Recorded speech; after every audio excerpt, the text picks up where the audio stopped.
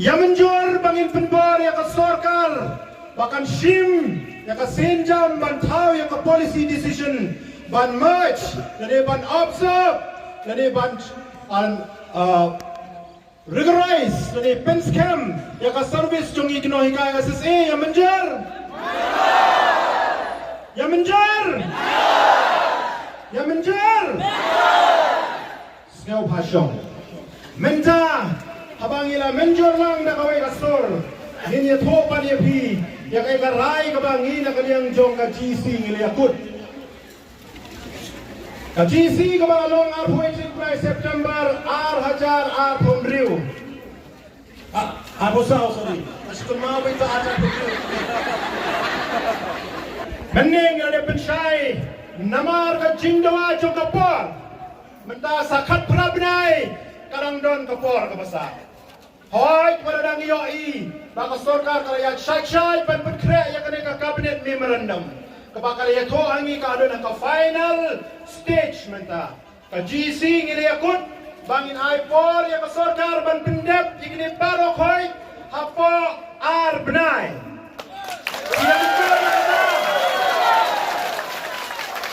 Within 2 months, the government should complete this proposal or the cabinet memorandum that will be sent to the cabinet for final approval.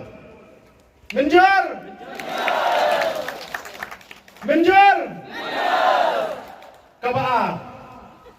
Kabangi na kaliyang jong ka GC ngila yakut. Kalaka sorkar kamla man penurlang ya kanika ray jong imenta kasngi. Ngin nakaliyang jong kami Meghalaya SSA School Association ngin penlang ka jingiki kabansa history hapa state Meghalaya kaba ngimpat juyoi mendo ka jingiki kaban ngimpat kumbang mende ni Haji Singa Shimrai la biang kasit in demonstration la biang kuai agitation ngin penlang ka agitation kabompat jujiakoi Meghalaya lada ka sorkar kam sngap ya kami ka rai kabami mentangas ni nang ni na po madan student menjor ya kata nginang budget ho menta kani kanong confident kanon secret long lupa kibalakre ngong mari penmena mangi ngene bi renti kumne kumbang mi mentangas lada kumne ya teli ngong bi dan bor balaban kang yang baka sorkar kan pen scam yang ka service ke jonga ke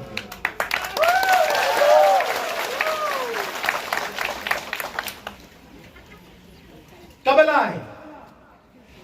katba ginang iPod yang ka sorkar ban pendep hapo ini yar balai ka ban trekam nado kasngi ka bangin laibo yang ka jingtho sa ka government namarla syahing ngin persang ban pendep kikam ban laibo la syai ban kerke kakam maksud tu kadai kalau kerke kadai kakam kamu nado kasni ba ka sorkar kan priang yang kadai ka shithi nangi ngi nakaliang jong kas ka Meghalaya SSA School Association ngin shim makata arbrai kan kut kan kaum nado kasni kabangi laibo ya ka jingtho ya menjor nang ta hapo ini yar nai Ni nakalian jong kanang ilam jong ki Meghalaya SSA School Association ni nai approach sa barok kini ki cabinet minister.